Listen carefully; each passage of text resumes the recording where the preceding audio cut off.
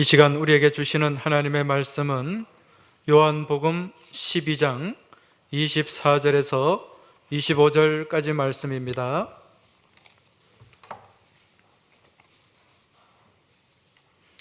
요한복음 12장 24절에서 25절까지 말씀을 받들어 읽겠습니다.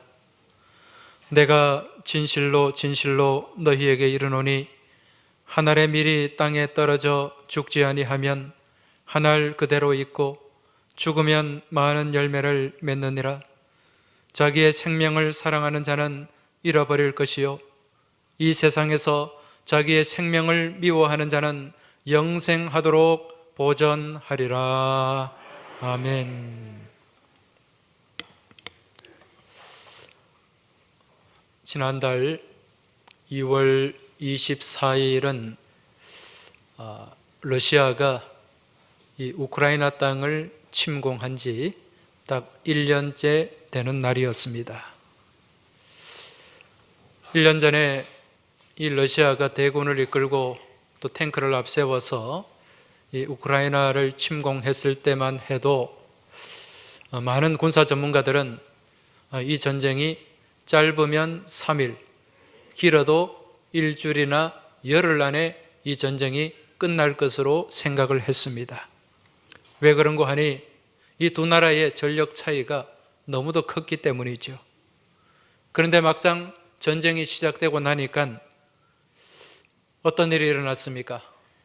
완전히 이들의 예상이 빗나가고 말았습니다. 처음에는 러시아가 이 전쟁의 승기를 잡는 것 같았는데 이내 이 우크라이나 군의 반격이 시작이 됐고 또 그로 인해 전쟁은 전혀 이 향방을 가늠할 수 없는 그러한 쪽으로 흘러가게 됩니다. 이제 전쟁이 시작된 지 1년이 지났는데 지금까지 러시아가 이루 말할 수 없는 피해를 입었습니다. 1년 동안 사상자만 해도 20만 명이 넘는다 그래요. 20만 명이 넘는 군인들이 죽거나 다쳤습니다. 여기에 우크라이나 군의 피해까지 합치면 30만 명이 넘는 군인들이 죽거나 다쳤습니다. 이들은 모두가 이 20대 정말 피가 끓는 그러한 청춘들입니다. 그리고 안타깝게 또 민간인들도 3만 명 이상 목숨을 잃게 됩니다. 앞으로 이 전쟁이 어떻게 진행될지 또 어느 나라의 승리로 끝나게 될지 함부로 예단할 수는 없지만은 지난 1년 동안 이 우크라이나가 이 강대국 러시아와 맞서서 이 정도까지 올 수 있었던 것은 정말 기적과도 같은 일이라고 할 수가 있습니다. 그렇다면 어떻게 해서 우크라이나가 이렇게 이 러시아와 비등하게 맞설 수가 있었는가? 그 이유는 분명합니다. 첫 번째는 이 전쟁을 대하는 이 대통령의 자세가 남달랐기 때문이고 또 이와 더불어서 또 이 전쟁에 임하는 이 국민들의 자세가 특별했기 때문입니다. 여러분, 지금 우크라이나 대통령의 이름 여러분 다 알고 있죠? 예. 뭐 프랑스나 독일 이쪽은 몰라도 우리는 우크라이나는 알아요. 이름이 뭡니까? 예, 젤렌스키, 블라디미르 젤렌스키 대통령입니다. 원래 이분이 전에 직업이 무엇이었습니까? 코미디언이었죠. 이것까지 우리가 다 알고 있어요. 이 코미디언이 대통령이 되니까 사람들이 굉장히 무시했습니다. 그리고 지지율도 굉장히 낮았어요. 근데 그때 이 러시아가 대군을 이끌고 침공을 했단 말입니다. 많은 사람들이 생각할 때 저 젤렌스키 대통령이 아마 피난을 갈 것으로 생각을 했어요. 그리고 또 서방의 많은 나라들이 또 피할 길을 열어줄 테니까 다른 나라로 안전한 곳으로 피신을 해서 거기서 망명정부를 세워서 또 전쟁을 치러라 그렇게 얘기하기도 했습니다. 충분히 피할 수 있었어요. 그런데 어떻게 했습니까? 그 요청을 다 거절하게 됩니다. 그리고 내가 죽음으로써 저 러시아와 맞서겠다, 그렇게 선포를 하게 됐죠. 그러면서 이 전황이, 전세가 달라지게 됩니다. 많은 우크라이나의 젊은이들이 나라를 지키겠다고, 대통령도 저렇게 목숨을 걸고 나라를 지키는데 내가 가야 되겠다고 많은 젊은이들이 자원을 해서 입대를 합니다. 외국에 있던 젊은이들까지 들어와서 입대를 해서 전쟁터로 나갔습니다. 그러한 모습을 보면서 또 이 우크라이나와 전혀 상관없던 또 외국의 젊은이들도 자원병으로 입대해서 용병으로 가서 싸우게 됩니다. 우리나라에도 13명의 젊은이들이 거기에 갔어요. 이게 다 불법임에도 불구하고 거기 가서 4명이 전사를 했고, 또 나머지는 부상을 입거나 여러 가지 이유로 다시 이제 귀국을 했고, 지금 1명이 남아서 지금도 싸우고 있다고 합니다. 근데 여기에 비해서 러시아는 어떻습니까? 오히려 젊은이들이, 그 러시아 안에 있는 젊은이들이 도망을 갔어요. 외국으로. 왜? 강제 징집을 당할까 봐서. 한 나라는 외국에 있던 젊은이도 들어가고, 한 나라는 국내에 있던 젊은이가 외국으로 도망을 가요. 왜 이런 일이 일어났을까요? 전쟁의 명분이 없었기 때문에 그렇습니다. 우크라이나는 자기 나라가 침공을 당했고, 그로 인해 내 가족과 내 형제의 목숨을 위협받고 있기 때문에 내 나라는 내가 지키겠다는 그런 신념을 가지고, 사명을 가지고 전쟁터에 젊은이들이 나갑니다. 전쟁에 대한 명분이 있는 거죠. 그런데 러시아는 그렇지 않았어요. 전쟁에 참전하는 병사들조차도 내가 전쟁터에 나간다는 생각을 못하고 갔다 그럽니다. 그냥 훈련받는 줄 알고 탱크 몰고 가보니까 거기가 전쟁터예요. 얼마나 황당했겠습니까? 그러니까 이런 명분이 없으니까, 사명이 없으니까, 위기에 처하니까, 목숨이 위협받으니까 타고 있던 탱크도 그냥 버리고 도망을 쳐버리는 거예요. 그래서 이 우크라이나가 주둔 러시아 탱크, 장갑차가 굉장히 많다고 합니다. 그리고 얼마 전에 제가 신문 기사를 읽었는데요, 저는 그 기사를 보면서 정말 가슴이 찡하고 눈물이 흐르더라고요. 무슨 기사냐면, 이 우크라이나의 이 젊은 부부가 같이 전쟁터에 나갔어요. 나가서 최전방 참호에서 같은 시간, 같은 장소에서 두 사람이 함께 전사를 하게 됩니다. 이 두 사람의 이름은 타라스와 올가라는 부부인데 30대 초반입니다. 이 우크라이나에서 최고 명문이라고 할 수 있는 수도 키우에 있는 키우 대학을 졸업한 아주 인재들입니다. 전쟁이 나기 전에 그 수도 키우에서 IT 사업을 경영했던 사람입니다. 그런데 막상 전쟁이 나니까 내 나라를 내가 지켜야 되겠다는 그런 사명감을 가지고 남편이 자원 입대하게 됩니다. 나이가 30이 훌쩍 넘었으니까 그 징집 대상도 아니에요. 그런데 내가 가서 지키겠다고 자원해서 입대를 하게 되고, 남편이 입대하니까 그 부인도 나도 같이 가겠다. 그래서 부부가 같이 입대를 하게 됩니다. 그렇게 전쟁터로 나가서 남편은 이 통신 쪽에 이제 적의 통신을 감청하고 또 그런 어떤 보안을 지켜내는 그런 이제 임무를 맡게 되고, 부인은 이제 간호 쪽에서 부상병들을 치료를 했습니다. 그런데 이 전세가 2월 달 들어서 아주 급박해졌습니다. 러시아가 대군을 몰아붙여서 인해 전술로 막 밀어붙이니까 이게 이제 뒤에 있던 후방에 있던 병사들도 전방에 나가서 싸워야 되는 그런 형편에 처하게 된 거죠. 그래서 남편이 최전방으로 가게 되니까 부인 또한 나도 같이 따라가겠다. 그리고 총을 들고 그 최전방 참호 안으로 들어간 거예요. 적군을 눈앞에서 마주보며 그 밀려오는 적들과 싸우게 됩니다. 그러던 차에 이 러시아가 쏜 이 포탄이 그 참호에 떨어지게 되고 그 두 사람이 있는 곳에서 포탄이 터졌습니다. 그 포탄을 맞고 두 부부가 같은 시간 같은 장소에서 전사를 하게 되었죠. 나중에 우크라이나 병사가 그 자리를 수습하다 보니까 두 사람이 그 죽음 가운데서 손을 꼭 잡고 그렇게 숨져 있더라는 것입니다. 저는 그 기사를 보면서 저도 모르게 눈물이 흐르더라고요. 그리고 또 이 우크라이나 땅을 위해서 기도하게 되었습니다. 그러면서 생각나는 것이 이 나라의 위기가 처하고 나라의 어려움이 처하면 이 백성들이 국민들이 얼마나 힘들어지며 우리나라 또한 과거에 그러한 아픔들 그러한 어려움을 겪었는데 이 나라 이 민족을 위해서 이렇게 나라를 지켜낸 분들이 있었기 때문에 오늘 우리가 여기까지 오게 되었다는 그 생각을 가질 수가 있었습니다. 여러분, 우리도 이 동족 산잔의 큰 아픔을 겪었지 않습니까? 또 그 이전에 또 나라를 빼앗겨가지고 36년간 또 강제 또 통치 식민지 생활을 하기도 했습니다.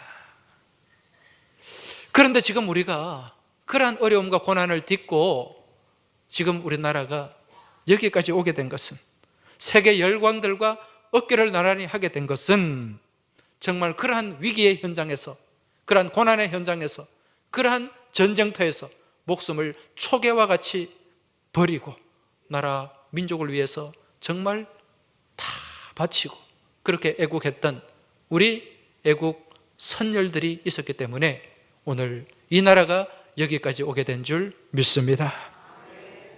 지난 3월 1일은 3.1절 104주년이 되는 날입니다.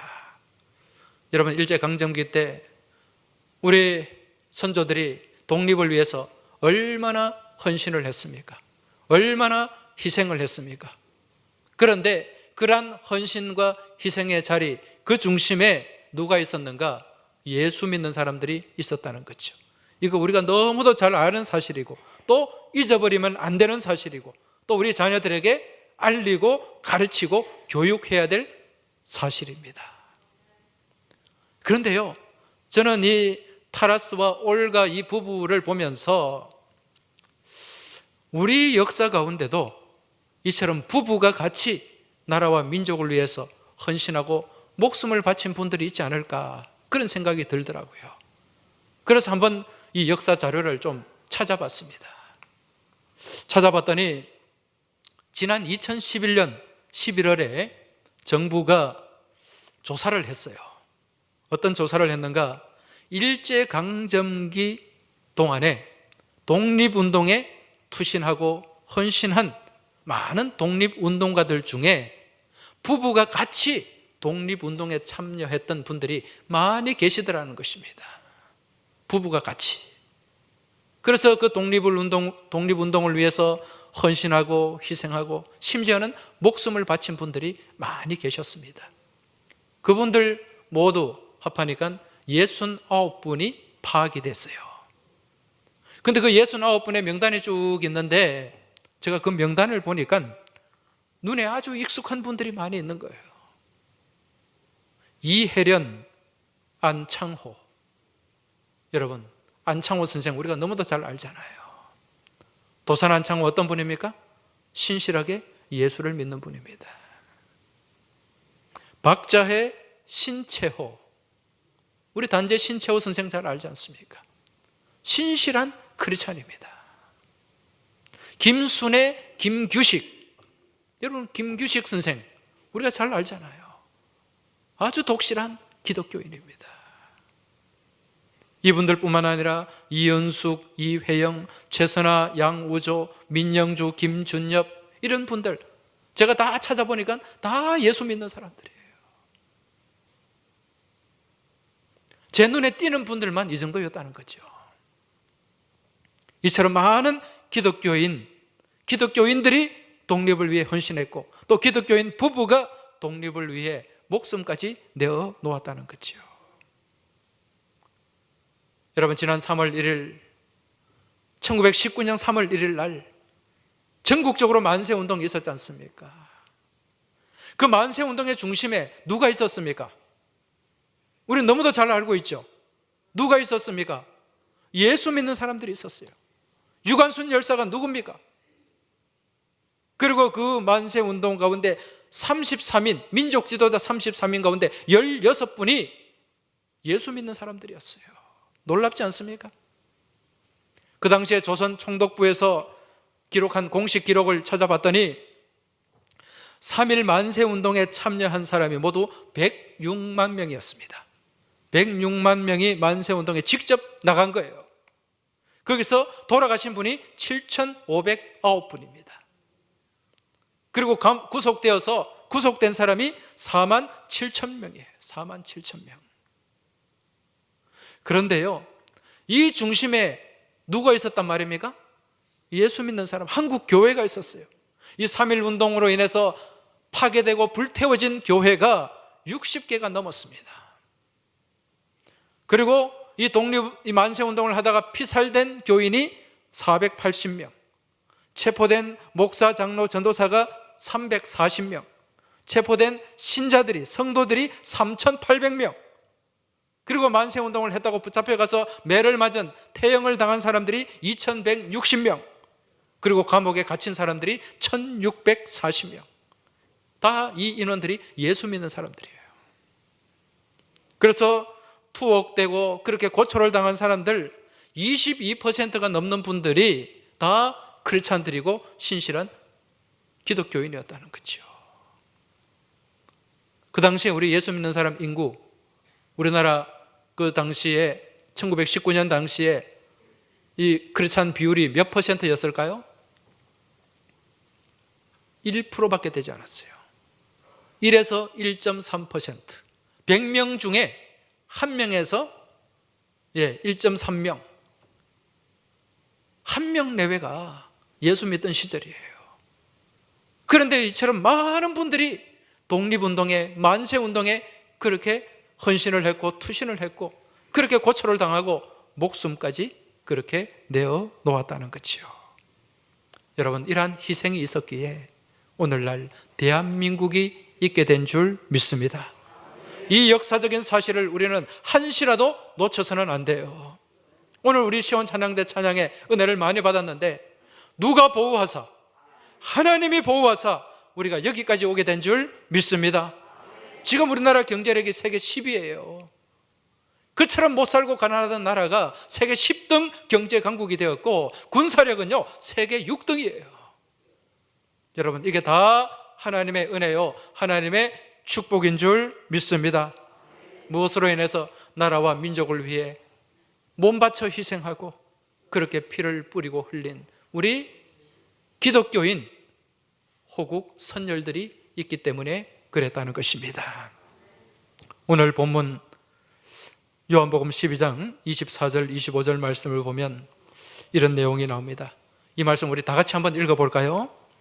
내가 진실로 진실로 너희에게 이르노니 한 알의 밀이 땅에 떨어져 죽지 아니하면 한 알 그대로 있고 죽으면 많은 열매를 맺느니라. 자기의 생명을 사랑하는 자는 잃어버릴 것이요 이 세상에서 자기의 생명을 미워하는 자는 영생하도록 보전하리라. 할렐루야. 여러분, 이 말씀이 누가 하신 말씀이죠? 우리 예수님이 하신 말씀이잖아요. 예수님께서 십자가 순환을 앞두고 제자들을 향해 주신 말씀입니다. 지금 이 말씀 가운데는 예수님의 십자가 순환과 죽음과 부활이 여기에 담겨 있습니다. 오늘 말씀에 보니까 한 알의 밀이 나옵니다.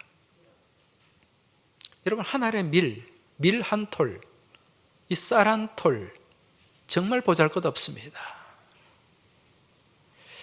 그런데 이처럼 보잘것없고 아무것도 아닌 이 존재, 이 밀알 한 알이 땅에 심겨져서 썩으면 어떻게 되는가? 여러분, 어떤 결과가 나올까요? 밀알 한 알이 땅에 떨어져서 심겨지게 되면 여러분, 거기서 열매가 몇 개가 나올까요?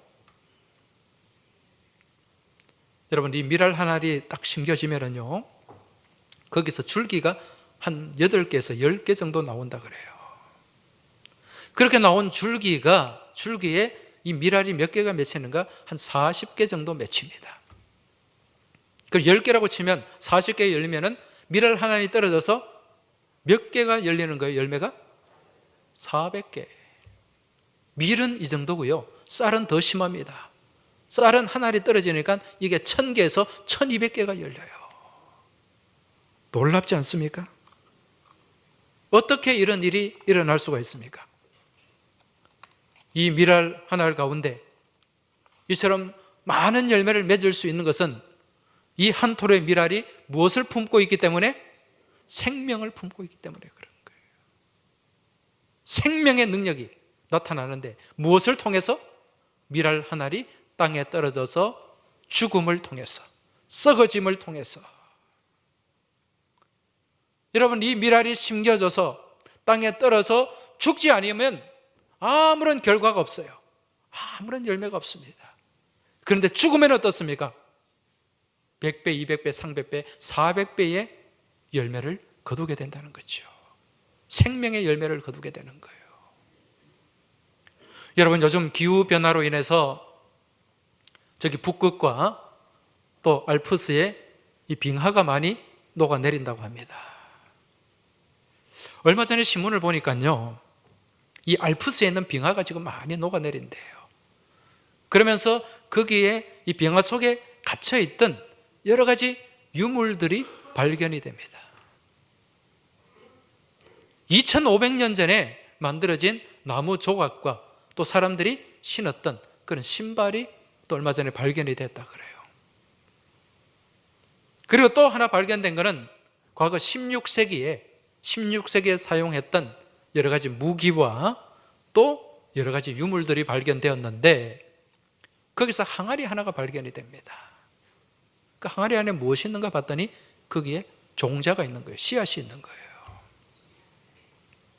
16세기니까 1500년대 아닙니까? 그렇죠? 한 500년 지난 겁니다. 그래서 이걸 심어봤대요. 심었더니 싹이 날까요? 안 날까요? 싹이 났다는 거예요. 자라더라는 겁니다.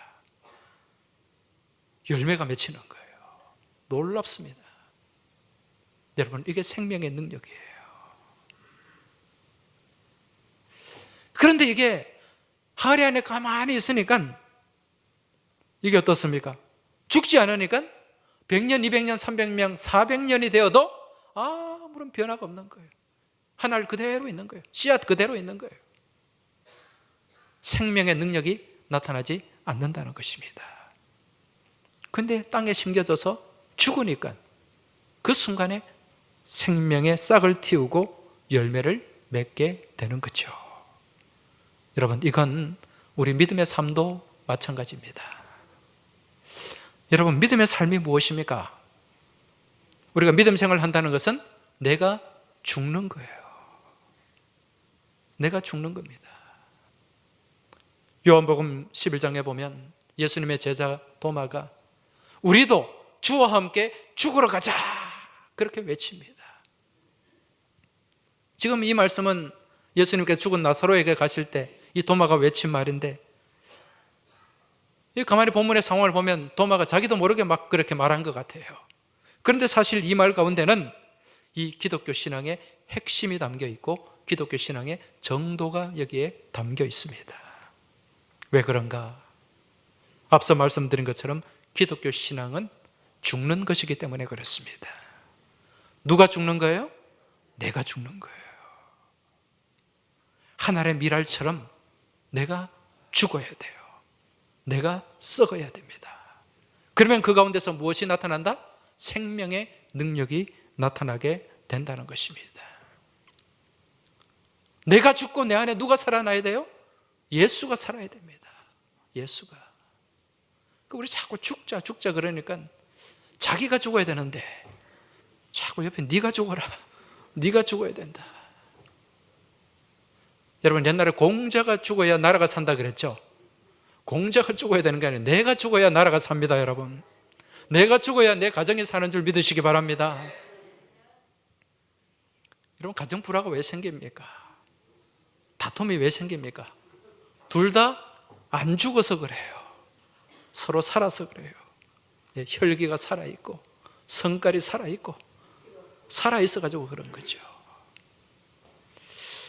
얼마 전에 친구를 만났는데 친구하고 이런저런 얘기를 나누었습니다. 이 친구가 참 오래간만에 만났거든요. 그러면서 하는 말이 자기는 와이프한테 굉장히 고생을 했다는 거예요. 왜 그런가? 이 와이프가 좀 바가지를 긁는 스타일인 것 같아요. 바가지를 긁으면 또 못 참는 거예요. 그럼 어떻게 부딪히죠? 불화가 생기죠. 그 부부 싸움을 하면 이 집의 특징이 남편의 밥을 안 주는 거예요. 빨래도 안 해주고. 그래서 다투기만 하면 밥을 굶어야 되는 거예요. 뭐 라면 끓여 먹고 이것도 한계가 있지. 그러다가 어느 순간에 야, 이거 내가 이래 살다가 굶어 죽을 수도 있겠다. 그래서 그 순간부터 이제 마음을 좀 바꿔 먹었다는 거죠. 아무리 신경을 건드리고 바가지를 끌고도 속으로 아이고 내가 죽지, 내가 죽어야지, 내가 죽자 그러면서 성질을 죽이고 또 자신을 죽이기 시작했더니 어느 순간부터 밥상이 차려지기 시작하더랍니다. 그래서 굶어 죽지 않고 살게 되었다. 여러분 한번 따라 하시기 바랍니다. 죽으면 삽니다. 죽지 않으면 더 죽습니다. 죽어야 돼요. 여러분 이제 성깔 좀 죽이시기 바랍니다. 고집 좀 죽이시기 바랍니다. 지금 우리 한국교회가 놀라운 부흥과 성장을 했지 않습니까? 지금은 뭐 옛날 같지가 않은데 여러분 70년, 80년, 90년대까지 폭발적인 성장을 했습니다. 세계 역사에서 이 선교 역사, 복음 역사에서 찾아볼 수 없는 놀라운 성장이었어요. 그 비결이 어디에 있었습니까? 그 이유가 어디에 있습니까? 그 이유는 이 땅에 뿌려진 순교자의 피가 있었기 때문에 그렇습니다. 우리나라 선교사가 처음 들어왔을 때가 언제죠? 1884년 4월 5일 부활주일입니다. 그때 언더우드 아펜젤러 선교사가 인천 제물포항에 도착을 했습니다. 우리는 인천에 먼저 온 줄로 알았는데 이 교회 사학자가 조사를 해보니까 이분들이 어디에 먼저 왔었다? 부산 땅에 먼저 왔었다. 그래서 저기 광복동에 가면 롯데백화점 그 근처에 보면은 선교사가 첫발을 디딘 그 흔적이, 그 비석이, 기념비가 세워져 있습니다. 이분들이 한국 땅에 들어오기 19년 전에 먼저 온 선교사가 있었어요. 그분이 누구인가? 로버트 저메인 토마스 선교사입니다. 우리 토마스 선교사 많이 들어보셨죠? 이분이 이제 배를 타고 우리 소위 말하는 이양선을 타고 대동강으로 거슬러 올라오고 있었어요. 거기서 조선군의 공격을 받아가지고 그 배가 불이 탑니다. 배에 불이 붙었어요. 그 토마스 선교사가 이제 불이 붙은 그 배에 가지고 온 성경책을 막 강가에 던졌어요. 대동강에. 대동강 모래사장에 성경책을 던졌습니다. 그리고 야소, 야소 그렇게 외쳤습니다. 여러분 야소라는 말이 뭐죠? 예수라는 말이죠. 그리고 자신도 대동강 물로 뛰어들었습니다. 그때 그 배에 타고 있던 많은 사람들이 선장을 비롯해서 선원을 비롯해서 많은 사람들이 생포가 되었습니다. 그때 평양 감사였던 박 교수가 이 배에 타고 있던 이 왜적들을 다 참수할 것을 명령했습니다. 그래서 그 대동강 모래사장에서 이 사형이 집행이 되죠. 먼저 생포된 배의 선장이 참수가 되었습니다. 목이 잘렸어요. 그리고 중국인 선원들이 목이 잘렸습니다. 그리고 이제 토마스 선교사, 이 선교사가 참수할 차례가 되었습니다. 그때 사형을 집행하던 사람이 부교 박춘권이라는 사람인데 이 부교라는 계급은 오늘날 중사 정도 되는 거예요. 이 박충권 중사가 칼을 잡고 이 토마스 선교사의 목을 내리치려고 하는 그 순간에 이 토마스 선교사가 성경책을 내밀었습니다. 엄격하게 그 성경책을 받았어요. 그리고 이 선교사가 정말 어설픈 말로 하나님은 당신을 사랑하십니다, 그렇게 외쳤어요. 얼떨결에 이 성경책을 받은 박충관, 그 순간 칼로 토마스 선교사의 목을 내리쳤습니다. 그 피가 대동강변에 쫙 뿌려졌어요. 그때 토마스 선교사의 나이가 27살이었습니다. 나중에 이 푸른 눈의 이 서양 선교사로부터 받은 이 책을 박충권이 읽게 됩니다. 그리고 예수를 구주로 영접을 합니다. 그리고 그 평양의 안주교회에 나중에 영수가 되었습니다. 영수라는 이 직분은요, 오늘날 이 장로와 안수집사 사이 정도로 보시면 돼요. 그리고 또 이 토마스 선교사가 순교당하던 그 순교 현장에 최치량이라고 하는 12살 먹은 소년이 거기에 있었습니다. 이 소년이 거기에 모래사장에 던져진 성경책을 주워가지고 그 당시 평양 성문을 지키던 박영식이라는 이 영문 주사에게 그 성경책을 갖다 주었습니다. 우리 옛날에 삐라나 불온 이런 선전물 주워가지고 신고하는 그런 쪽으로 생각하면 되겠죠. 그걸 갖다 주었는데 이 박영식이라는 영문 주사가 그때는 종이가 귀했지 않습니까? 그 성경책을 찢어가지고 벽지로 발랐어요. 벽지로. 그런데 나중에 그 벽지로 바른 성경책으로 도배한 그 벽지로 바른 집이 무엇이 되었는가? 여러분, 거기서 교회가 시작이 되었습니다. 그 교회가 무슨 교회인가? 평양 널다리골 교회예요. 여러분, 이 널다리골 교회 한자로는 장대현 교회입니다. 여러분, 이 교회에서 무슨 일이 일어났습니까?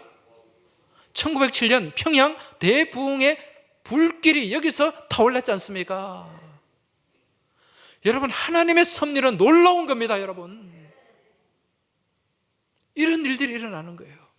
27살 먹은 그 청년 선교사가 정말 이 땅에서 복음 한번 제대로 전하지 못하고 무참하게 칼로 희생을 당했는데 그 뿌려진 순교의 피가 그 심겨진 하늘의 밀이 싹이 되어서 많은 열매를 맺게 되었다는 것입니다.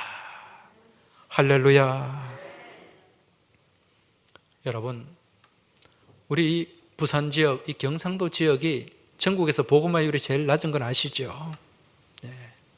여기에 비해서 옆으로 가면 저기 전라도 호남 지역에 가면 우리하고 비교가 안 돼요.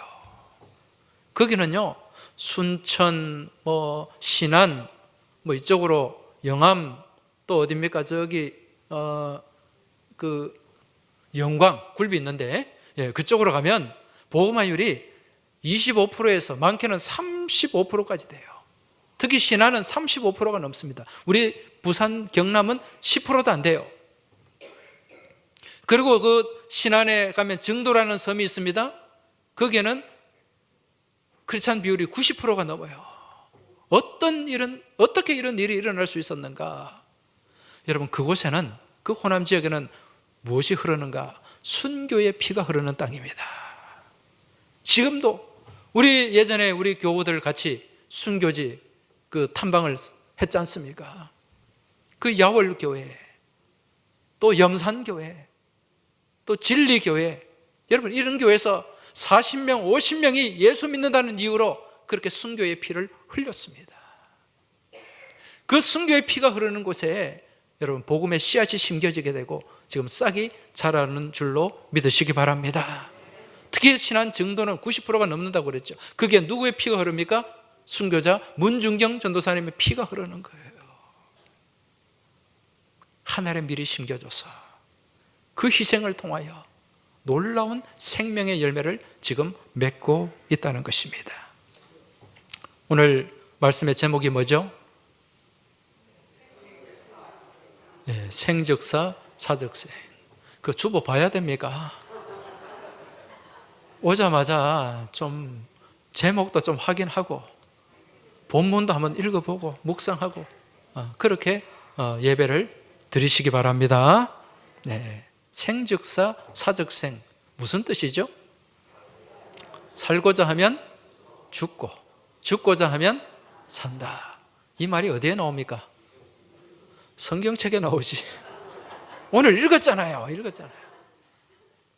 그런데 또 다른 데 나오는 데가 있죠. 이순신 장군이 이 말을 했습니다. 난중일기에 나와요. 이순신 장군이 우리 수군의 조선 수군의 판옥선 12척 그 많던 배 원균이 다 그냥 패전해가지고 잃어버렸지 않습니까? 신에게는 아직 12척이 남아 있습니다. 이제 그 말과 더불어서 생즉생 사즉생 생즉사 사즉생 이제 이 마음을 가지고 일본 수군 133척의 그 함대와 맞서게 됩니다. 어디서? 명량에서 죽음을 각오하고 그렇게 맞섰던 거죠. 그러니까 거기서 무슨 대첩이 일어났습니까? 명량 대첩이 일어났습니다. 명량 대첩을 이루게 되었어요. 여러분, 우리는 하나님을 믿는 사람입니다. 예수와 믿는 사람도 죽고자 가고 하니까 이런 일들이 일어나는데, 여러분, 하물며 하나님을 믿는 우리가 죽음을 각오하고 말씀 붙잡고 믿음으로 나아가면 그게 얼마나 놀라운 역사가 일어나겠습니까? 누가 함께 하시기에? 하나님이 함께 하시기에. 여러분, 내가 죽어야 됩니다. 나는 죽고 누가 살아야 돼요? 예수가 살아야 돼요. 지금 여러분을 가로막고 있는 많은 어려운 문제들이 있고 고난이 있을 겁니다. 그 고난 앞에서 내가 살아서 막 원망하고 불평하고 아쉬워하고 그렇게 하지 마시기 바랍니다. 나는 죽고 누가 살아야 된다? 예수가 살면 됩니다. 내가 죽으면 누가 일하십니까? 예수님이 일하시는 거예요. 내가 죽으면 누가 역사하십니까? 내 인생 가운데 예수님이 역사하시는 거예요. 나는 할 수 없지만 우리 주님이 하시면 됩니다. 내게 능력 주는 자 안에서 내가 모든 것을 할 수 있는 줄 믿으시기 바랍니다. 여러분, 이 믿음으로 생즉사 사즉생, 오늘 이 말씀을 붙잡고 여러분의 믿음의 자리에서 대첩을 이루시길 주의 이름으로 축원합니다. 그래서 우리 교회가 날마다 항서 대첩의 자리가 될 수 있길, 믿음의 대첩의 자리가 될 수 있길 주의 이름으로 축복합니다. 기도드리겠습니다. 하나님 아버지, 오늘 이 말씀을 저희들이 붙잡게 하여 주옵소서. 이 말씀 붙잡고 나는 죽고 예수가 사는 삶을 살아가게 하여 주시옵소서. 생즉사 사즉생, 우리 주님의 이 말씀 가운데서 정말 저희 삶의 자리에 믿음의 현장 가운데서 놀라운 믿음의 대첩이 이루어질 수 있도록 주님 은혜 더하여 주시옵소서. 날마다 주님 말씀 안에서 승리하며 나아가는 복된 믿음의 계절, 사순절 기간이 되길 소망하며 예수님 이름으로 기도하옵나이다. 아멘.